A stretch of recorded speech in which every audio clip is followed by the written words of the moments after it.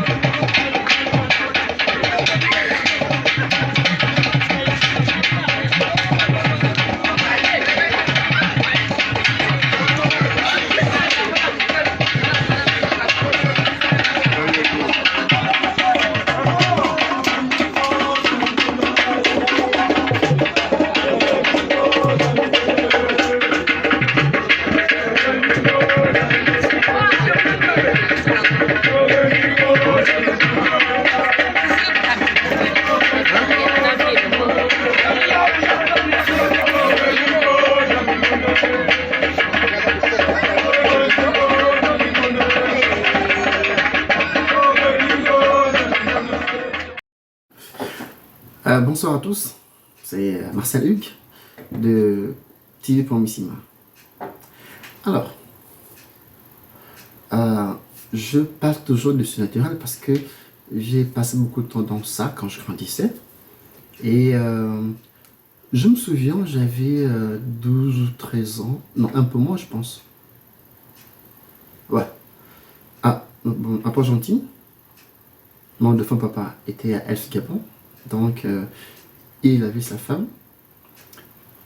Et tous les vendredis, on allait en Béra. Donc, dans le Gomereting, il y a 20 Tchengué là-bas. Il y a un Béra à Kori, Mandorové et autres. Mais du côté de Béra, Mandorové, Béra, Ozori, mais du côté de Béra, il y avait la grand-mère Maman Paco qui avait son cantonnement. Papa Angélique, c'était une dame qui avait cette faculté de parler au génie et de soigner des gens. Et bon, la femme de mon père, avec laquelle j'ai grandi, ma Marianne, père son âme, était très sympa. Donc du coup, ma mère étant à Libreville, elle m'avait adopté comme son fils. Et nous passions toutes les vacances, c'est-à-dire les grandes vacances, nous nous retirions là-bas. Puis on revenait en ville quand la rentrée scolaire, c'est-à-dire au mois de septembre, fin septembre, début octobre. Alors, à Port-Gentil, à l'époque, il y avait du sable. Pour ceux qui connaissent bien cet endroit, il y avait du sable, véritable sable, un vrai désert. Moi j'ai fait un tour là-bas en 2013 je pense, il y avait de l'herbe maintenant, mais à l'époque il y avait un endroit qu'on appelait bois moustique, il n'y avait que du sable et pas n'importe quel sable. Donc les rares personnes qui passaient là-bas, il fallait avoir un 4x4 solide. Et à l'époque il y avait des Land Rover, les 109. Ça là c'était des voitures parce que c'était des voitures avec aucune électronique. C'était des voitures mécanique. Et quand tu enclenchais le crabotage, si tu passais pas, c'est que tu avais des soucis. Alors, ce qui fait que nous avions souvent l'habitude d'aller faire de chercher des étangs pour chercher des carpillons, donc des petites carpes. Et là, papa nous a laissé au campement, il est là avec sa femme, pour chercher un endroit là où pêcher dans la semaine. Bon, il était en congé, je pense. Et lorsqu'ils sont allés là-bas, d'après ce qu'il nous a raconté, il a roulé sur une flaque d'eau. Je dis une flaque d'eau. Land Rover, les gens qui connaissent Land Rover 109, ils peuvent en témoigner. Land Rover s'est coincé dans la flaque d'eau. Il descend, il voit, c'est une mince flaque d'eau. Une maigre flaque d'eau, comme on va dire. Il dit comment ça? Donc moi je passe bas moustique, je passe des endroits, Zori m'en a revé, juste avec le petit pont jaune sans mettre le crabotage. Mais là je mets le crabotage, rien ne passe. Il met le crabotage, tout ce qui mettait, rien ne passait, la voiture était coincée dans une petite flaque d'eau. Alors sa femme a eu a eu sommeil. Bon, elle dit, écoute papa, moi je vais dormir un peu. Je me sens pas bien. Je suis fatigué, je vais me reposer un peu. Oh, que dépose d'abord, moi, bon, il faut que je trouve une solution pour sortir cette voiture-là, parce qu'il faut qu'on rentre à la maison.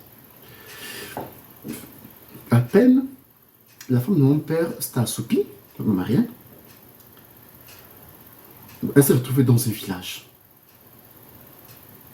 Effectivement, dans le village, elle a vu la voiture était au milieu de la cour. Et puis, il y avait des vieilles personnes. Il y avait une femme qui parlait. Anto, regardez, donc madame vient d'abord. Mais vous amenez vos engins là. Vous ne voyez pas qu'ici nous sommes dans un village? Et si ton homme là-bas, il aurait tué les enfants, vous allez faire comment? Vous avec votre voiture, vous ne cherchez pas à savoir qui habite ici. Vous voulez écraser les enfants des gens. Donc là, c'est quelle histoire ça? Tout ça pendant qu'elle dormait. Elle se dit, mais comment? Il dit non. Voilà. Donc les vieux sont là, ils sont fâchés. Tout le monde est fâché là. Donc les enfants doivent bouger parce qu'ils disent qu'il faut d'abord enlever votre ferraille là pour qu'eux continuent à jouer.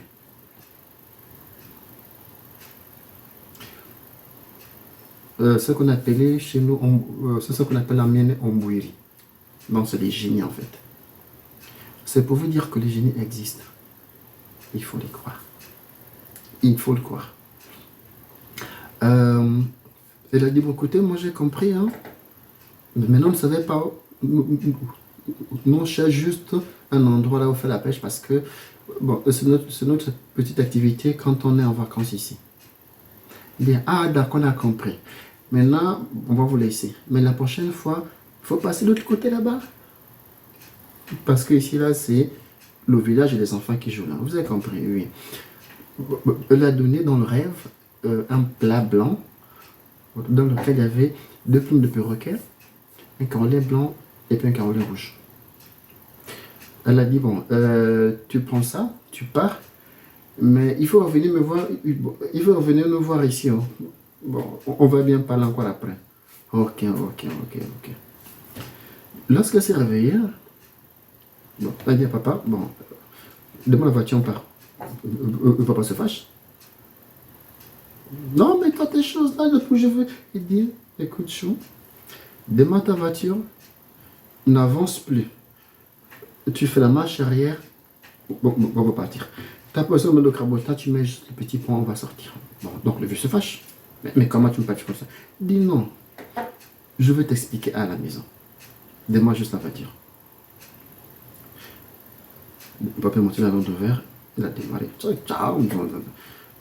Il a mis la marche arrière juste au pont, la voiture est sortie. À peine sont arrivés avant le campement, elle a expliqué à papa, voici la situation, voici. Et puis, elle est tombée enceinte.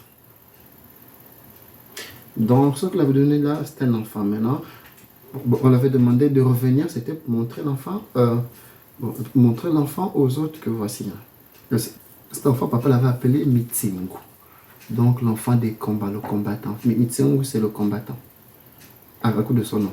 Malheureusement, la clause n'a pas été respectée parce qu'il était convenu que non, papa et sa femme repartent là-bas avec l'enfant. Mais apparemment, ils n'ont pas fait parce que le bébé, il est décédé, je crois qu'il devait avoir 3 ou 4 ans.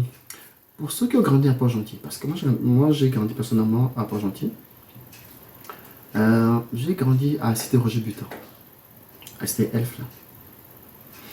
J'ai appris à l'école Roger Butin. Je peux vous dire très sincèrement, ceux qui ont la quarantaine, bientôt 50 ans comme nous là, ils peuvent témoigner. À Port-Gentil, quand il pleuvait, des poissons tombaient du ciel. Donc il y a des poissons qu'on appelait les grimpeurs. Des poissons tombaient du ciel parce que lorsqu'il a fini de pleuvoir, vous allez dehors, sur les flaques, c'est pas la pluie, il y avait des poissons dedans. Le mystère existe.